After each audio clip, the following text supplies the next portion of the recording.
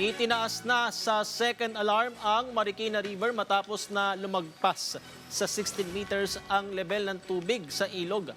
Pasado alas 8 kaninang umaga ay umakyat sa 16 meters ang level ng tubig sa Marikina River, pero dahil humina na yung pag-ulan ay bumaba ito sa 15.9 meters. At nanatili sa alert level 1 ang Marikina River. Gayunman, dakong 11:33 kaninang umaga ay itinaas na yung second alarm dahil umabot na nga po sa 16.4 meters ang level ng tubig.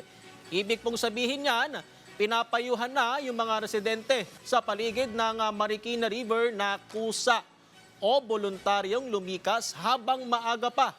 Pinatutunog ang sirena ng hanggang 2 minuto kapag nagtataas ng alarma sa Marikina River.